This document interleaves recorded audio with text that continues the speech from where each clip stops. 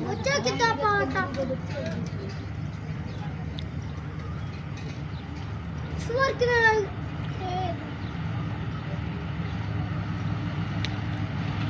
लग गया चाय लग गया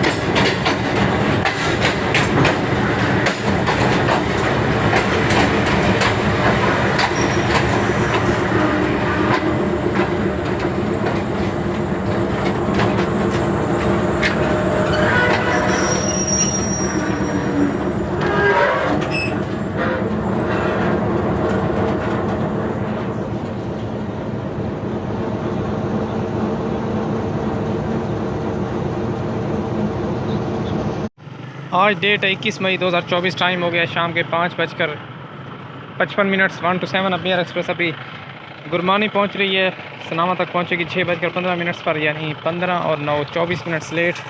असल में आज 127 अब मुल्तान से 20 मिनट लेट चली थी। 26 डाउन बहुत ज़फ़री एक्सप्रेस को जो है ना पहले चलाया गया था, इसके बाद फिर उसका डिपार्चर हुआ है इसी वजह से। बाकी आज 127 80-30 के साथ आ रही है। और आज पाकिस्तान रेलवे में जो है ना एक तारीख़ी दिन है कि पाकिस्तान रेलवे के जो ट्रेनें हैं उनके किरायों में जो है ना बहुत ज़्यादा कमी हुई है। तो आप भी जब सुनेंगे तो आपको भी खुशी होगी कि बहुत ही अच्छा इकदाम जो है ना पाकिस्तान रेलवे की तरफ से किया गया मुसाफिरों की सहूलत के लिए, कि किरायों में इतना फ़ीसद जो है कमी की गई है। तो first of all branch line पर जो ट्रेनें चल रही हैं, यानी हमारे सेक्शन पर एक ट्रेन तो प्राइवेट है मियार एक्सप्रेस, दूसरी है थाल एक्सप्रेस जो कि सरकारी चल रही है। तो उसमें AC स्टैंडर्ड की कोचेज़ भी नहीं हैं, ठीक है।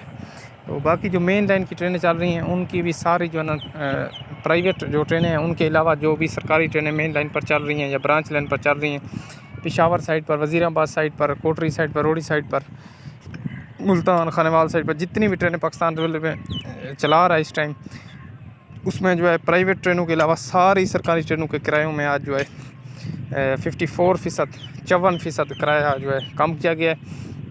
और 40% किराया जो है वो पाकिस्तान रेलवे की जितनी भी ट्रेनें हैं उनकी AC स्टैंडर्ड कोचेज़ में AC स्टैंडर्ड कोचेज़ का किराया जो है वो 40% कम किया गया। और इकानमी क्लास ट्रेनों का किराया जो है वो 54% कम किया गया। इसमें अब ब्रांच लाइन की ट्रेनें भी शामिल हैं, जैसा कि थाल एक्सप्रेस है।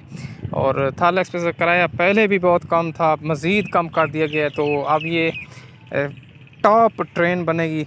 इसमें जो है ना रश इतना होगा कि जहाँ तक मेरा अंदाज़ा है तो गेट में ठहरने की जगह भी नहीं होगी। वो उसकी वजह मैं आपको बताता हूँ। पहले अब मोटी मिसाल आपको दूँ, सनामा से मुल्तान का जो 130 डाउन और 129 अब थाल एक्सप्रेस का किराया था वो था 150। अब 54% किराया जो है वो कम हुआ है, यानी 50% तो आधा किराया हो गया, 54% कम हुआ है।